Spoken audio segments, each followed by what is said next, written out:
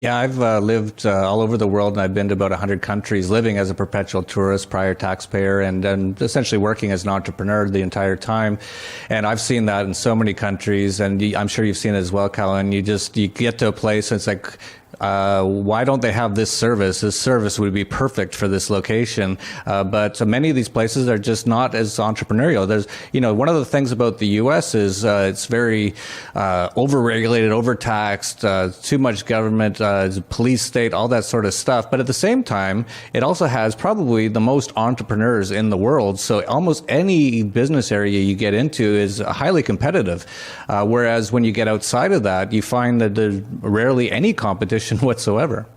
I agree, and it just should encourage Americans, Canadians, or any type of citizen from the first world country. It just should encourage them to be able to take the leap, because again, like if a person sets up shop and starts a business here, you would literally have no competition. Now, obviously, there are exceptions, okay? You go to a place like San Miguel de Allende, you're going to have competition because there are gringo businesses there are businesses that cater to gringos specifically. If you go to places like Cancun, if you go to places like Cabo, if you go to those type of very huge expat communities, then you're going to have competition. But if you go to places that has a small expat population, then again, the opportunities are plentiful. I mean, now don't get me wrong. Places that have a, let's say, 4,000 expats, you can still do well there. But just imagine moving to a place like, for example, like here, that has less than 100 expats. You start a business that's more effective and more efficient. Again, everything here is pretty much mañana time. I mean, you're going to do absolutely much better. It doesn't have to be here. It could be, Tequis. It could be like the place you've been, Jeff, Tepoztlan. It could be a lot of these Mexican Mexican cities that's off the gringo path. That again, you come with your business more efficient, more effective, and again, there is no doubt that Mexicans will be happy to support you because they want it. Because again, they like those type of things, efficiency. But again, they don't have to drive to implement those systems. Yeah, absolutely. I got one great example of people. There, a lot of people have moved here to Acapulco, a lot of anarchists, a lot of narco-capitalists, and they're all starting their own businesses. And I just moved to a new area in Acapulco. It's this new residential neighborhood. It's beautiful. And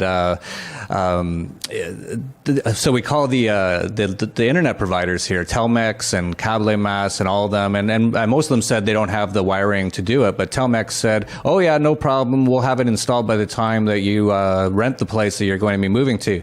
So we move in. This was 3-4 months ago now, and they're like mañana, and I should have known because, as you know, Callan, mañana really does mean months or years here. It doesn't mean tomorrow, and there's they're not even apologetic about it. It's just that's just how the culture is.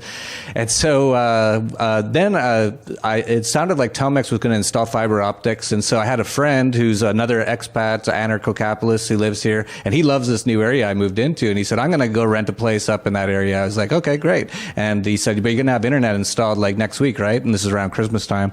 And I said, yeah, they said for sure this time. And, stupid me. So he moved in and no internet. And so I've been using my mobile phone with 4G, which is actually great, but it costs a fortune to use. But it's 15 megabit up and down, but it costs me about $2,000 a month to use for everything I need. And so he moves in and he's starting to panic. He's like, I need internet for my work, just like I do. And he doesn't really want to pay $2,000 a month for internet. And so we told some of the other narco-capitalists here, and they went and they found a place that both of us could see from here. As you can see, I'm up on a mountain essentially, so we can see almost anywhere in Acapulco.